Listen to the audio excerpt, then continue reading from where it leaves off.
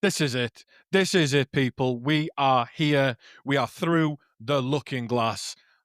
I have finally managed to make my way up from the deeps of the earth, and I've gotten access to recording equipment once more. We need to find out what is going on in Middle Earth, and we are doing it today. I can't get access for long, so we'll just have to go. You need to hear the news as it is, not as the Valar present it, not as the elves distort it, and not as the hobbits mistake it. This is what is happening in Middle Earth. We need everybody to hear the truth. We are live now from the hollow depths of Middle Earth, and we have got some roundup news. But first up, we are now sponsored by Lembas. It's now made with 12% less mold, and there is 100% more plausible deniability with every bite. But breaking right, people, this is it. This is it. The stars are moving again. Nobody is in charge. Where are the Valar? Where are they? Nobody's seen them. But reports have been flooding in across Eriador and Rohan that Earendil's star appears to be reversing direction, even though he's on a mandated by heaven journey, that his course shouldn't change. But yet we're hearing he's reversing direction. He's doing loop-de-loops. He's doing circles, somersaults, and flashing what could be interpreted as Morse code in Quenya. What is he trying to tell us? We've got more on Earendil later this episode, so let's keep our eyes on the sky. One Gondorian astronomer has said, it cuts off here. What happened to that Gondorian astronomer? My notes are incomplete. Ignore the sky. That's the message in Gondor, apparently. Drink more. Apparently, the King of Gondor is arranging a festival, keeping people drunk and not looking up at the sky. What's going on? Tell us, people. Tell us what is going on. The people deserve to know the truth. The Entwives, still missing. Apparently, they're now officially a cult. We've pressed, Treebeard has been pressed, and he's issued another release from the edge of Fangorn Forest by a crow that he insists the crow is emotionally bonded to him and that it can't be taken astray and misconstrue the message. He claims he's had visions of the Entwives on a red world where the leaves bleed but the gardens bloom. Hold on to that thought. I want to cover that later. The White Council, those that are left in Middle-earth, have responded that Treebeard has been asked to reduce his mushroom intake. Sounds like somebody doesn't want us getting closer to the truth. Now we move over to the Misty Mountains. Dwarven miners have vanished again. Even though they are trying to retake Moria, I've lost count of how many times now. Dwarven miners have vanished. An entire expedition, up to 20 or so of them, were going down to the Black Chasm beneath the bridge, and they apparently have just disappeared. What is down there? A surviving scribe is alleged to have said before he was led off by King Durin that his team found a deep shaft inscribed with poetry and shapes that didn't make sense. When is the last time a dwarf was not able to make sense of geometry? That is their whole deal. What's going on down there? And in other news, we move over to the northwest of Middle-earth. A hobbit's declared himself a god, but nobody has really noticed. There was a local hobbit named Gramble Tusslefoot, claims to have discovered the core algorithm of the Song of Creation after drinking pond water near the Old Forest. He says he can now feel the music of history and feels that something is tugging at the threads of the edge of existence. We don't know what that is yet. But his neighbours are reportedly just ignoring him, saying he's not wrong, but he is a knobhead. Typical hobbits, just wanting to keep things as they were before. We keep in that area of the world now. There's been another Tom Bombadil sighting, being much rarer in these last few years. But apparently he's now changed shape. He's 800 feet tall and is humming in G minor. Now, according to one elf we were able to interview, near the Barrow Downs, Bombadil appeared on the horizon like a great aurora borealis with legs. The witness said even though he was standing 4 miles away, Bombadil waved at him, sang a verse about how long his hair was, and then walked into a mountain. not through or over, just walked into a mountain. We tried to reach out to the Dunedain for comment. They just told us to stay indoors and avoid eye contact with everybody we meet for the foreseeable future. We reached out to Gandalf for comment on these stories. He just refused to engage with me. Stared into the middle distance, started talking absolute nonsense, told me that Gandalf was gone, Alorin was at home, and the flesh was all that was left. Who knows? Who knows? That's the news roundup from Middle Earth. We've got stories to cover today. Today we're going to talk about questionable stars, unreliable rocks, and whispering echoes down in the darkness. Let's take a deeper look, because there are things that I want to discuss today that might never, ever, ever have been said in Middle Earth before. But by God, you deserve the truth, and I will bring you the truth. But first, we have another sponsored segment. This one is from Mythfoil. That is Mythfoil. Mythfoil are the manufacturers of some of the best thought prevention helmets in existence. They are made with each one is imbued with a nugget of mithril, inscribed with dwarven runes, and whispered into life with patent dwarven magic. This will stop any Maya, Valar, or nosy elf from reading your thoughts. And for a limited time, if you use the code LOTR10, you'll receive 10% off. It now comes in hobbit sizes. That's right, not just dwarf cut anymore. It is now in hobbit sizes. And as anyone knows, and as I tell them, if you're a human and you want one, get the dwarf woman's small. That is the smallest head you can get, and it should just fit a human. But now they've also told us there's a limited edition. If you order within the next 2 weeks, you can order yourself a Bombadil Blue. So, once more, that is Mythfoil. Mythfoil. Get yours, stop the rest. Don't let them read your mind. Mythfoil. Our next sponsor. This one is for all the travelers out there. Do you know someone who is a little bit tookish, perhaps, likes to go off on adventures? Do you perhaps have a friend who is one of the Dunedain? Are you one of the folk who wander out of the gates of Bree one day and don't come back home for 2 weeks, and you say you've been off hunting when really you're trying to recreate Beren and Luthien by chasing elves through the forest? Well, you might just run into something unpleasant. So that is why our friends over at Balrog Begone have told us that they are offering 30% off if anybody orders through this podcast their patented anti-Maya mist. Now, this works on fire spirits, wraiths, and shadows. It will not stop orcs. That is not what it has been tested to do. It is purely for Maya and lesser spirits who have taken on physical form. That is Balrog Begone. And lastly, before we get back to the show today, if you've read Lord of the Rings, if you've read The Hobbit, which we all know is the way that we translate the Red Book of Westmarch, if you've read those things and it didn't quite add up, then you are a truther. And you are in good company because we are truthers here over at this podcast as well. You will benefit from our next product given to us by our friends over at the... my notes have gone blank again there. They won't tell me who it is. But this is the Red Book, the Uncensored Edition.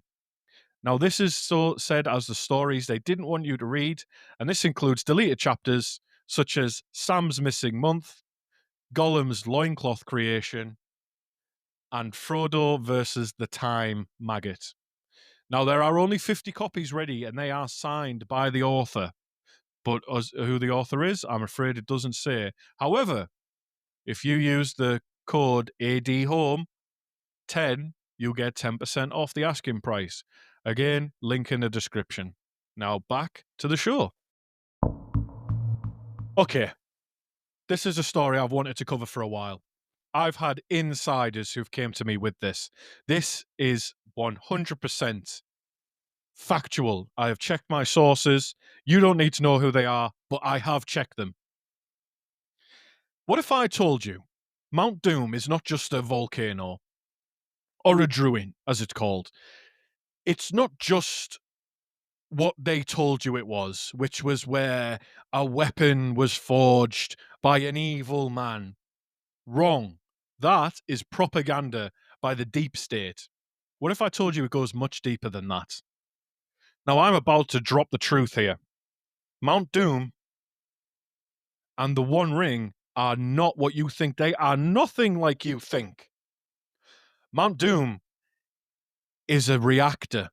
It is a gigantic, renewable, clean energy source. And the One Ring is an industrial tool to control that, to fine tune the output, where Sauron, the head scientist, would be able to provide clean, free, renewable energy to the world in perpetuity forever.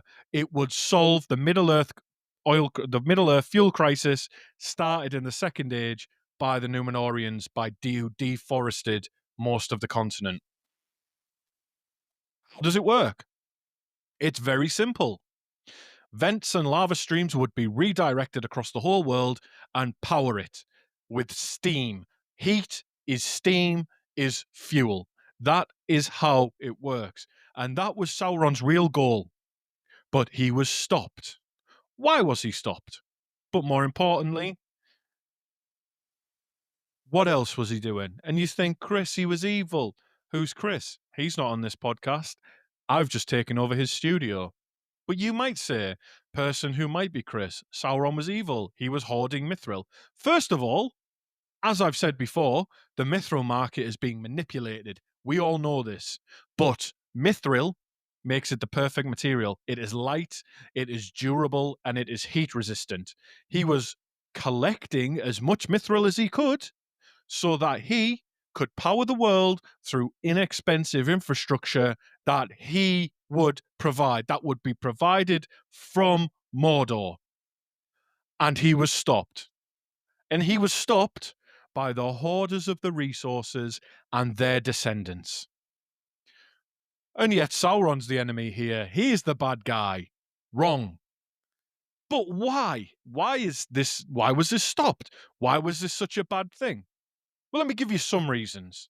The first one would be that the Valar need Middle Earth to stay where it is. The Valar need Middle Earth to stay terrible. Because if it stays terrible, they can claim that they are just following Eru's orders. They are letting history play out as it needs to. If it stagnates, they can say, we did what we could. It was the children of Iluvatar who mess things up for themselves. But what's the alternative? So let's go back. If Middle Earth evolved technically, socially, environmentally, then the Valar would have to rethink their entire policy and they would have to publicly acknowledge that they failed. They spent ages, literal ages of the Earth, saying, we don't interfere because free will is sacred. It's one of the gifts of Iluvatar. But think about it from that point of view. What if a mortal or even a Maya succeeds in bettering the world without the Valar's direct intervention? Or a Maya teaches the mortal races, which include orcs, by the way. I'm still not entirely convinced orcs aren't just humans from a different country. If he teaches them how to get free energy and they take over the running of it and improve the world without their direct divine help, then it proves that the Valar are lazy landlords who are immortal and cannot be bothered. So it is much easier to label Sauron as evil and sabotage his whole renewable energy goals than admit that they themselves have left it too late and they let Middle Earth rot under stagnation, climate catastrophe, and economic instability just because they didn't want to update their management style. Because if they had to act in doing that, why didn't they act to stop the dwarves from hoarding mithril? That created economic instability. That created far more wars. As we covered before, the dwarves will come out of the War of the Ring richer than anybody else. And the Valar don't want to admit that they're wrong. But what's another reason for this? Why does Middle Earth have to be so terrible? Why can't it have free energy?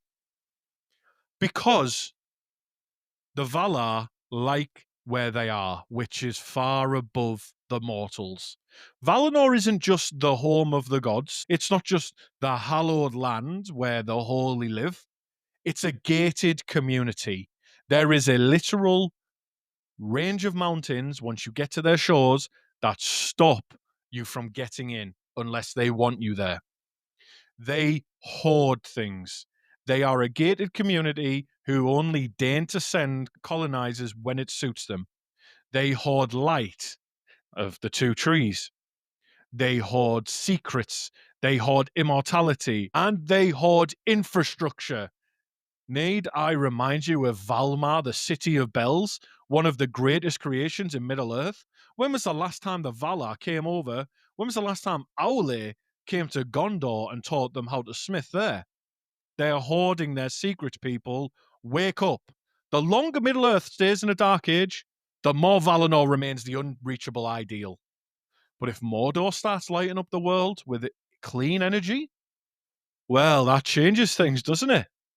If the dwarves are powering underground cities with redirected lava, well, that changes things. And what if Gondor reaches their zenith of ingenuity and they start smelting alloys with the helps of the dwarves that don't pollute, a clean alternative to iron and steel? Well, the myth of Valinor falls apart then, doesn't it? And the West stops being the goal and it just starts to look like a museum again of lazy, arrogant people. I have insiders who contacted me. They contacted me after the last episode. They got word to me deep within my cave, and I had to kill them. They couldn't have found out where I lived, and I had to kill everybody involved. It was horrible. But I have insiders who survived the downfall of Barad-dûr. They reached me. It wasn't a fortress. It was an office block.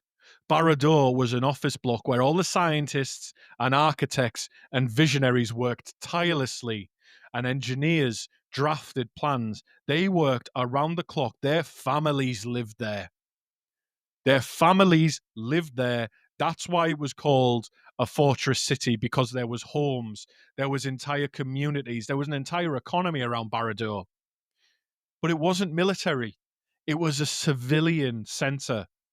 It was where they worked tirelessly on their plans to bring clean and renewable energy to the whole of Middle Earth. And what did they get in return for that? A controlled demolition. Now, don't buy into the crap about the One Ring. That's false. That is a sick, sick, sick propaganda piece. The One Ring is just a piece of industrial equipment. It has no more power than a Geiger counter. It wasn't a weapon of mass destruction.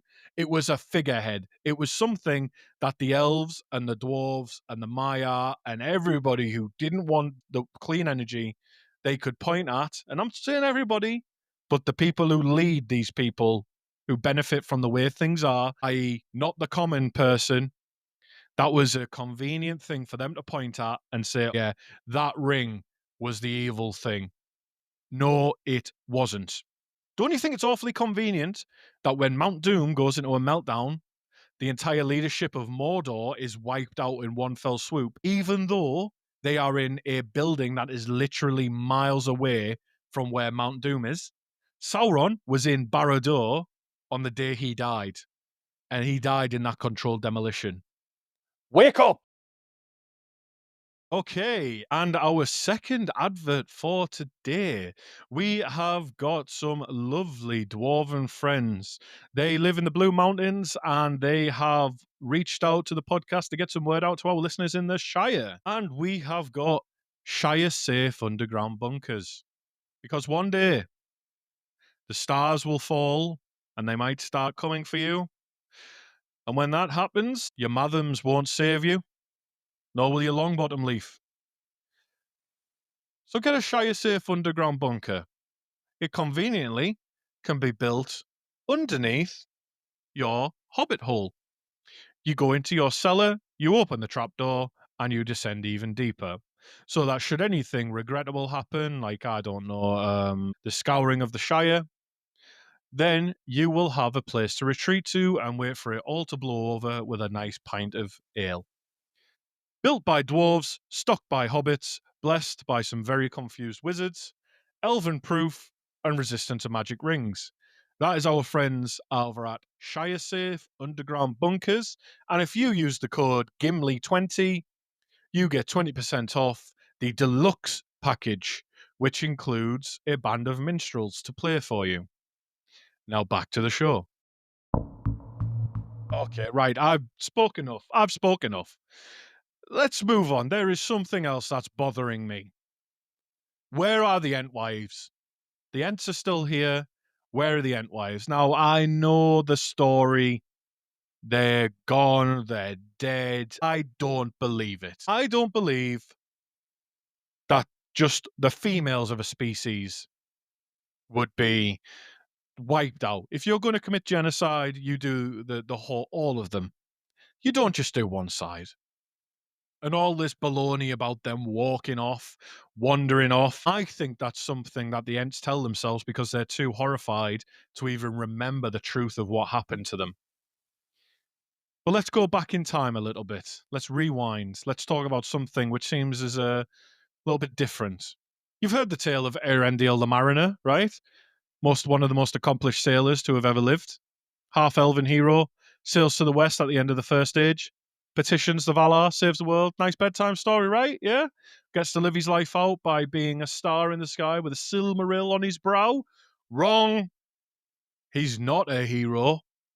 He's a sick puppet carrying out one of the most dreadful tasks that the Valar have ever envisioned.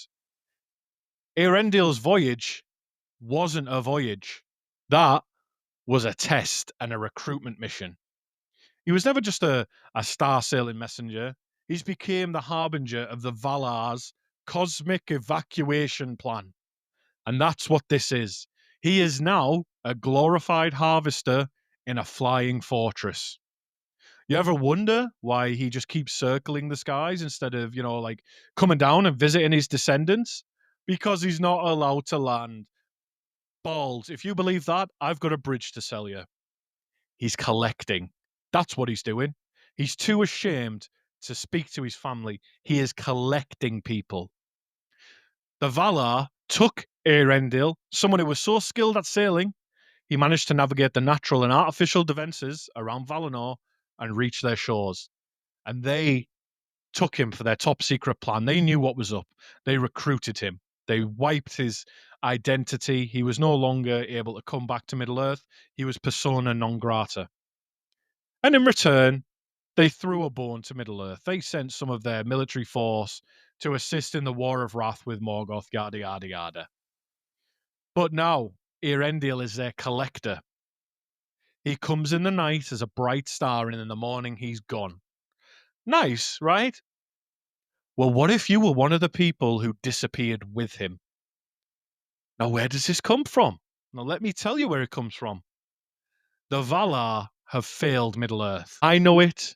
You know it. They know it. And most importantly, Eru knows it. So what the whole planet is done for. Arda is done for. Middle-earth, done for. Harad, done for. The East, ditto. They're getting out and they are taking their best and most obedient assets with them. And the Entwives were the first to go. Gone without trace. Never found. Everyone shrugs and says, oh, well, trees are like that. No, they're not. Trees, in case you haven't noticed, don't tend to fucking move. They were taken. They were taken. Why? Why? What possible reason could they have to have been taken off planet? And I'll tell you why. Entwives are master terraformers. We hear them in the stories as they are good at growing orchards from wastelands, gardens from desolations, blah, blah, blah. Do you know what that tells you? They can terraform. They can take an inhospitable environment and make it livable. Perfect candidates for extraterrestrial biosphere engineering. You want to grow a new shire on a volcano in deep space on another planet, Mars perhaps? Then you send the experts in doing this. Earendil appeared in their last recorded age, and now they're gone. Coincidence? That's what they want you to think. So here's how it goes. They're the first race to go, and it makes sense because what you do, drop them on another planet. We know that there are other planets. You give them some support from Yavanna to direct the work, and boom, there you go. Within a few short centuries, you have got an entire planet terraformed to your liking. No taint of Morgoth, no Sauron shite, straight up just what the Valar want. Now, isn't it funny that after the death of the True Trees, we rarely hear from Yavanna again, ever? She's nowhere in the recorded tales in the Third Age or even the Second Age because she's off world. She's preparing the way for the other Valar because they are going to abandon us.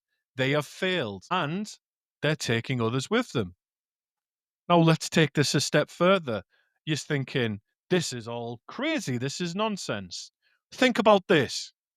The Shire was a controlled experiment, ready for this. Think about it. It's isolated. Check. It's peaceful. Check. Technologically stagnant. Check. Reproduces slowly, never asks questions, loves breakfast. Check, check, check. And by reproduce slowly, I mean they live for over 1,000 years in the same place without becoming overpopulated. They are a stable, sustainable people. The Shire is the socio-political, economic petri dish designed to test whether a society can remain stable without disruptive elements like magic, ambition, conflict. And guess what? It worked. The Shire worked. The one time we saw that there was conflict, they dealt with it, then went back to how they were. They didn't suddenly get an appetite for war. They went back to their gardens. So now the Valar, they saw this coming. They knew the music of Eru, by the way, remember? And Manwë saw more than others. So they said, right, we're going to reboot the civilization. A few, mainly hobbits this time, but maybe throw in a few others. So Erendil's been gathering these people. You've got the Entwives for ecology. Remember Elendil's dad, Amandil, and his humans? They left. They went to go west to Valinor, never seen again. Well, we know that Eru likes having humans around and that they are often needed for leadership over people like hobbits. Aragorn was the king of the hobbits and the king of Gondor is the king of the Shire, but he respects their rule. So Amandil in his household for some human elements. Maybe Glorfindel would end up there because he just kind of peters out of the tail, doesn't he?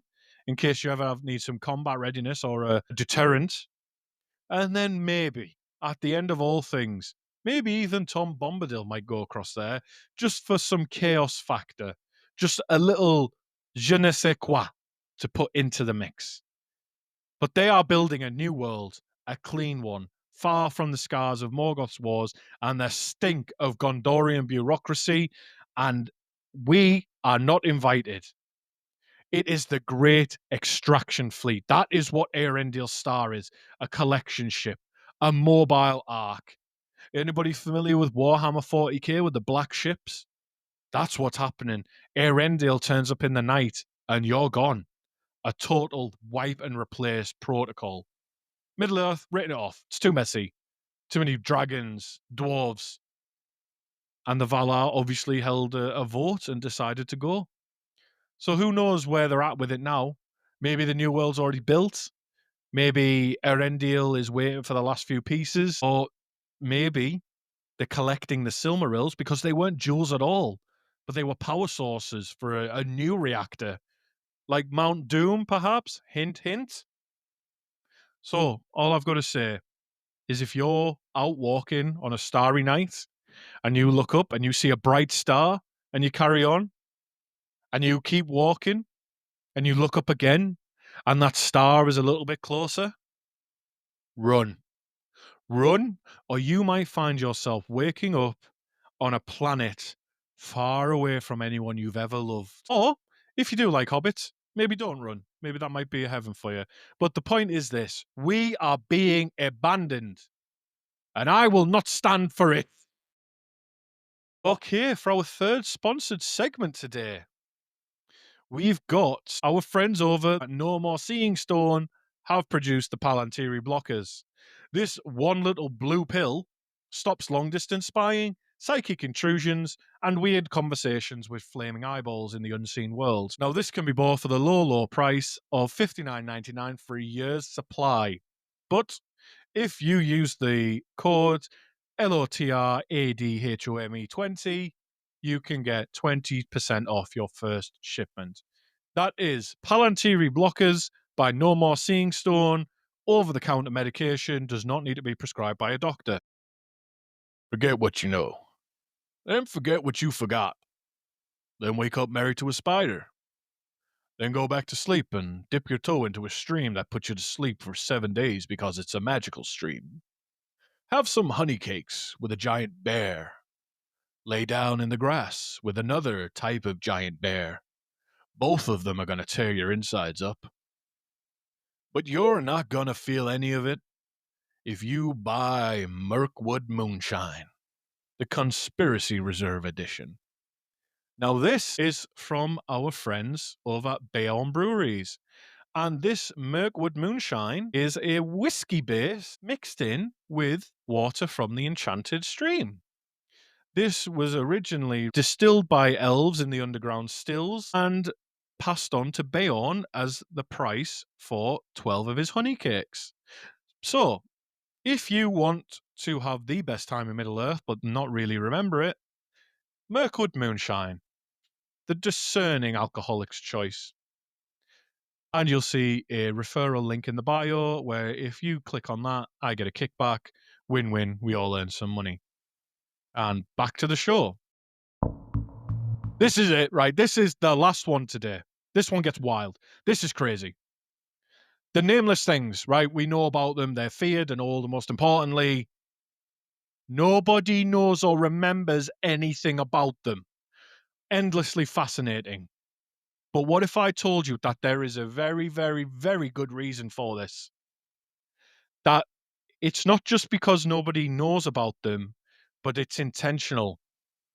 Because the Nameless Things are consuming history itself. They have eaten knowledge and time. That is why we don't know about them. Even Sauron knows them not. Let's pause there.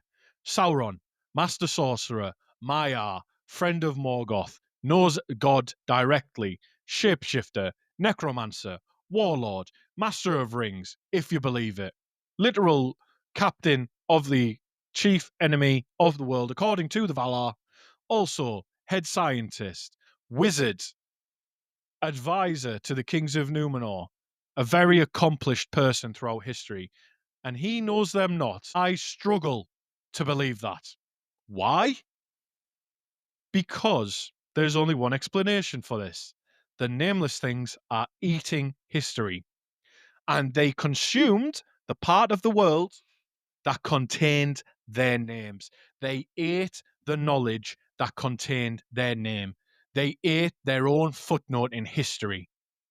These beings don't just writhe in the dark and gnaw at the roots of the world. They actively eat light. And we have a precedent for this. Ungoliant ate light. This is the Nameless Things. They are erasing the light. They are going beyond what Ungoliant did. They're not just eating light. They're eating knowledge. They're eating time. They swim through the sedentary layers of time, through the soil just under the surface. And when they pass through the knowledge, they eat it, and eras vanish. Cultures go extinct with no cause, no written word about them. Tales becomes legends. No, history becomes tales. Tales become legends. Legends becomes myths. Myths become whispers, and then nothing. Sometimes whole histories collapsing on themselves, remembered only as vague feelings of deja vu in the bones of the mountains. Let's give an example. Sauron in the Second Age was referred to in a story as the Dark King. It's said that he ruled empires and kingdoms. Where? What kingdoms? What empires? We don't know because they've eaten the history. Now, how do they work, right? Think of Arda and its timeline as a vast woven tapestry. And what are the nameless things? They are the moths in the weave. They are eating the threads. These are not ordinary moths, though. They don't operate in 3 dimensions, they operate in 4.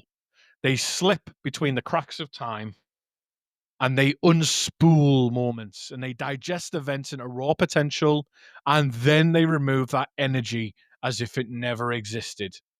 So if you get bitten or you get eaten by one, you don't get killed, you get cancelled. You get null. You are removed. There would never be a record or trace of you anywhere. If you had a wife or a husband or a son or a daughter, a mother, a father, they might have some vague sense of loss, but they wouldn't know it was you. But evidence that they are active. Let's think of Moria. Let's think of Khazad Dûm. The dwarves forgot a lot. They forgot the names of the tunnels they dug. They forgot names of entire halls. Maps stopped in the middle. Songs that once rhymed no longer did. Things were forgotten, left unfinished, as if they were just wiped away.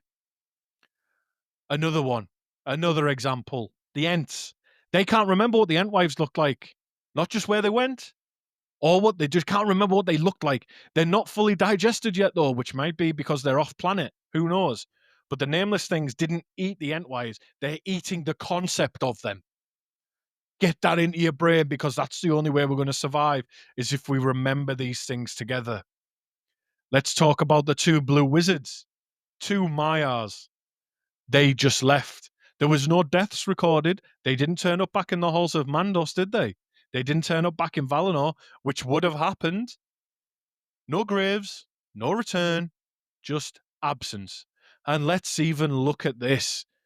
Tolkien wrote their history several times. He rewrote them. Why? Because the earlier versions were being erased. So every time he'd come back to his work, he'd find it unfinished again. And we saw this with Tolkien over the years. Everything was unfinished. He was rewriting things because it was actively being removed from history. Numenor, a world-ending cataclysm, an apocalyptic event. But the specifics are summed up in 1 or 2 lines. Numenor fell. Tarmiriel tried to climb to the top of the mountain. She drowned. That's it. That's all we know. You think someone would have wrote more than that, even like especially when they landed on the shores, the same shores that Elendil, Isildur, and Anarion, they would have witnessed the downfall of Numenor because they were at the sea at the time. Nobody wrote about it in great detail. It's like history was blurred. It was a blur. That's all that was. But then we look to the north, whole kingdoms like Angmar, Cardolan, Rhudaur, barely remembered. Thousands of years of history gone. They were once major powers. Entire wars were fought between Angmar and the 3 kingdoms. Now they're just gossip. It's footnotes. It's sayings in the Shire when the king comes back. It's not proper history because it's being eaten. It's not decaying. Tombs remain. The Barrow Downs. The Barrow Downs are there. The Barrow Whites are there. But their names don't remain because they are being consumed. Entire civilizations. The men of the East and the South. What? No records. The Easterlings and the Haradrim. That's all we know. We know humans originally came from the very, very far east. That's it. What were they like before Sauron came? Who knows? What were they like during Sauron's reign? Who knows? Thousands of years of culture. Look at how richly detailed Middle Earth is, the North and the West, despite it being unfinished, like I said. But what? South and the East? Nothing. But then we do something that's excluded from this that does help us out. Tom Bombadil. He's immune. Why is he immune? He's an anomaly. We know he is. What is he? He's 800 feet tall, humming in G minor, got a banging wife. Who knows? But why is Tom Bombadil immune? He remembers everything. He says it.